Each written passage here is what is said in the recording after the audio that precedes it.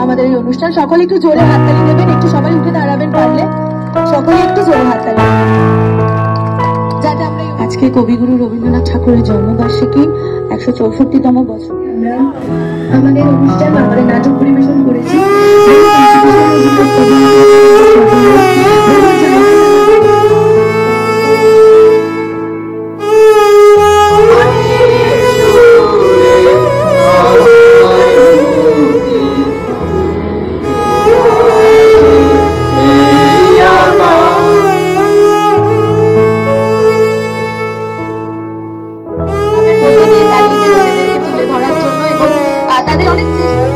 আসলে আমাদের রঙ্গ শীর্ষ কলকাতার রঙ্গ শীর্ষ আমাদের নাট্য দল, মানে আমরা যখন শুরু করি 2017-এ, তার আগে আমরা অন্য জায়গায় কাজ করছি নাটকে।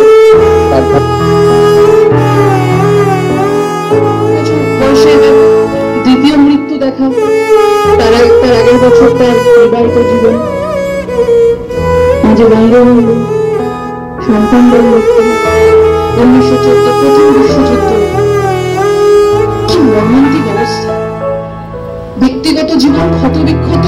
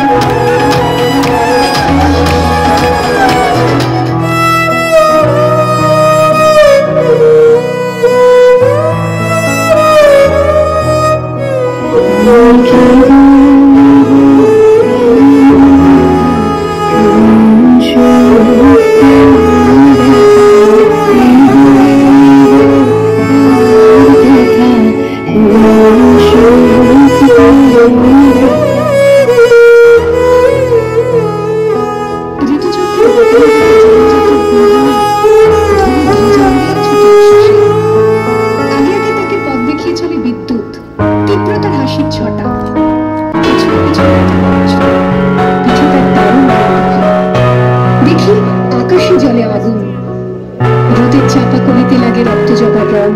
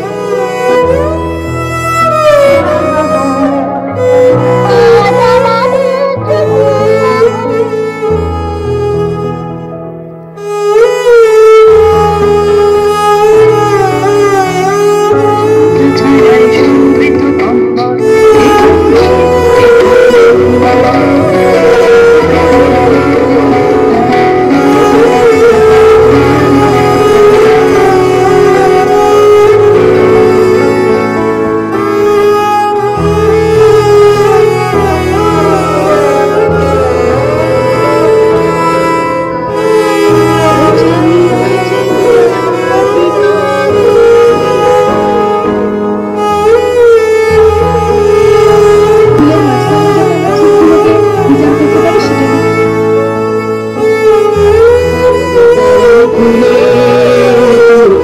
ফুটে তোর মনের ব্যথা একলা বল যদি তোর ডাক শুনে কেউ আসে তবে একলা চলো যদি তোর ডাক শুনে কেউ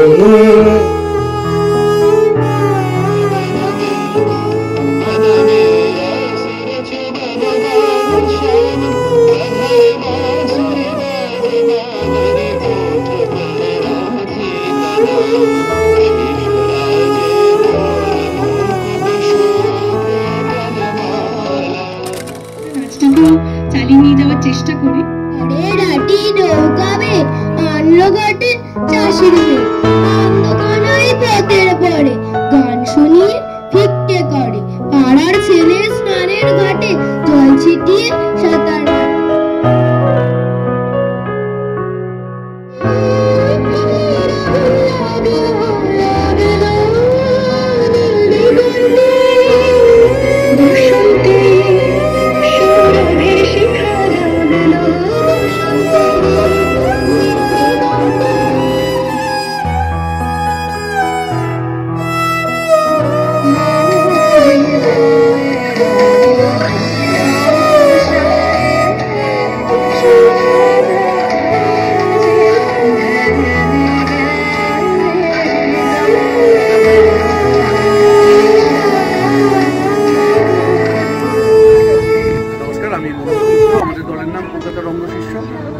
আমরা মূলত নাট্য সংস্থা, কিন্তু রবীন্দ্রনাথের এই জন্মদিন উপলক্ষে আমাদের এই বছরের নিবেদন চরণে প্রণামের ধ্বনি। আমরা আমাদের এই মহলা যেখানে আমরা পড়ি সেখানে আমরা একটি রবীন্দ্র সন্ধ্যা উদযাপন করেছি, যেখানে ছোট থেকে বড়, প্রফেশনাল, অ্যামেচার, আনপ্রফেশনাল যারা বাড়িতে বসে থাকেন তাদের মনের ইচ্ছে যে আমরা শিল্পের সঙ্গে যুক্ত হব, সকলে আমাদের এই মঞ্চে এসে পারফরমেন্স করেন প্রত্যেক বছর।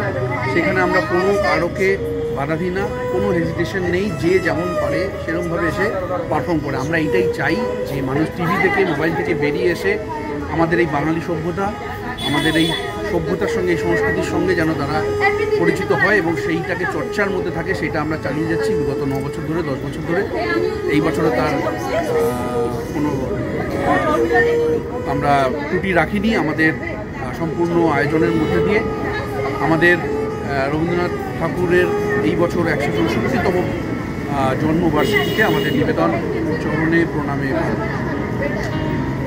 একটা প্রশ্ন করছি যে এখন দেখা যাচ্ছে কোভিডের পর থেকে আমরা ফিজিক্যালির থেকে ভার্চুয়ালে বেশি বিশ্বাস করছি, ভার্চুয়ালি ওয়েবিনার হয়ে যাচ্ছে রবীন্দ্রনাথের জন্মদিন উপলক্ষে। এই বিষয়ে কি বলবেন যে আমরা মানে এরকমভাবে পালন করছি না, তো এই বিষয়ে একটু বলুন যে আপনি এটাকে কিভাবে নিচ্ছেন। নমস্কার। হ্যাঁ, ঠিকই, ভালো প্রশ্ন করেছে সুষুমন, যে আমাদের এই যে দিনে দিনে আমাদের যে ভার্চুয়াল বা এআই এর উপর নির্ভর করে ফেলছি এবং ভার্চুয়াল রিয়ালিটির উপর আমরা বেশি ঝোঁক করছি, কিন্তু তাতে কী হচ্ছে, আমাদের বাচ্চাদের, বিশেষ করে বাচ্চাদের সেই মনস্তাত্ত্বিক একটা পরিবর্তন এসে যাচ্ছে, যেটা আমরা চাই না। আমরা চাই মানুষকে মানুষের সঙ্গে মিশুক। এই যে ক্যামেরা ঘোরালেই দেখতে পারবেন যে সবাই সবার সাথে গলা জড়িয়ে মিলছে, তারা হাসাহাসি করছে, হই হুল্লোড় করছে। এইটা যেন মিস হয়ে যাচ্ছে অনেক বছর ধরে, বিশেষ করে কোভিডের পর থেকে, যেটা সবাই মোবাইলে ব্যস্ত হয়ে যাচ্ছে, সব মোবাইলে শুট করছে, এই করছি সেটা। কিন্তু আমরা চাইছি এই ফিজিক্যালি সবাই বেরিয়ে আসুক ঘর থেকে, এই মোবাইল ছেড়ে দিক, এই টিভি ছেড়ে দিক। আমরা ভার্চুয়াল থেকে বেরিয়ে রিয়েল লাইফের মধ্যে সবাই গিয়ে ঢোকাতে চাইছি, যে এইটাই হচ্ছে জীবন, যে আমরা পরস্পরের যে হাতটা ছুটছি, এই যে ওর গলা জড়িয়ে ধরছি, এইটাই তো রবীন্দ্রনাথ এইটাই চেয়েছিল। ঘর থেকে ভেঙে গিয়ে রাস্তায়, বনে জঙ্গলে যেখানে পারবে তুমি শিক্ষা গ্রহণ করবে, আমরা সেটার মধ্যেই বিশ্বাসী এবং এইটাই চাইছি আমরা। শেষ প্রশ্ন, যে কিছু কিছু সোশ্যাল মিডিয়ায় আমরা কিছু প্রশ্ন পাচ্ছি, সেটারই আপনার একটা উত্তর চাইছে, যে নাটককে, আপনি যেহেতু নাটকের সঙ্গে যুক্ত আছেন, আপনাদের নাটকের থিয়েটার গ্রুপ আছে, তো নাটককে অনেকেরা মনে করছে যে ওটিটি প্ল্যাটফর্মে আনার জন্য, এটাকে আপনি কি সমর্থন করছেন? না, একদমই না, একদমই না। নাটক হচ্ছে লাইভ পারফরমেন্স, একদম। মানে একটা নাটক আমরা যখন করি, আমরা সিনেমা যখন করি বা সিরিয়াল করি, সেটা ওয়ান টেক, মানে সেটা একটা রেকর্ড হয়ে যায়। এটা সেটা সেই দিন এই মুহূর্তে আমরা যেটাকে অভিনয় করলাম বা যে আবেগটা দেখালাম, সেটাই রেকর্ডেড হয়ে গেল। কিন্তু আমরা নাটকে প্রত্যেক দিন, প্রতিটা মুহূর্তে আমাদের অভিনয় চেঞ্জেস হচ্ছে, আবেগ চেঞ্জেস হচ্ছে, প্রত্যেকটা শব্দ বলার ভঙ্গি আমাদের চেঞ্জ হয়। মানে আজকে এইটা হচ্ছে নাটকের মজা, এইটা হচ্ছে যাত্রার মজা বা ওপেন লাইভ পারফরমেন্সের এইটা মজা, যে আমরা লাইভে যেটা করতে পারবো সেটা ওই ওটিটিতে ক্যামেরার সামনে রেকর্ড করে বাড়িতে বসে দেখা, ওইটা আমি মনে করি না যে থিয়েটার কর্মী হিসাবে বা আমাদের নাটকের দলও সেটা মনে করে না। আমরা চাই যে মানুষ বেরিয়ে আসুক, হলে থিয়েটারে এসে নাটক দেখুক, একদম লাইভ পারফরমেন্স দেখুক, তবে গিয়ে বুঝতে পারবে তার রস।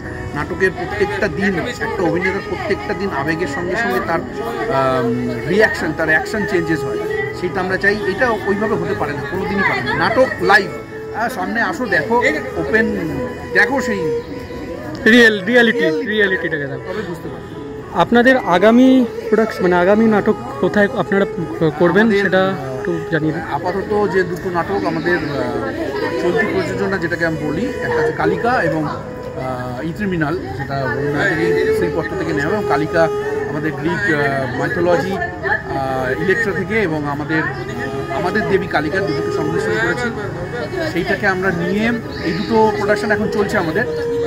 আগামী 17 তারিখ অনুচিন্তনে আমাদের একটি নাটক আছে ইত্রিমিনাল, এবং গোবরডাঙ্গা আছে জুলাইতে আমাদের কালিকা, এবং নতুন আমাদের যে প্রোডাকশনটা আসছে রাভা বলে, সেটা হচ্ছে ফ্র্যাঙ্কেনস্টাইনের আমরা ইন্ডিয়ানাইজেশন করেছি, যেটা ভারতীয় রূপে আমরা ফ্র্যাঙ্কেনস্টাইনকে দেখাতে চেয়েছি।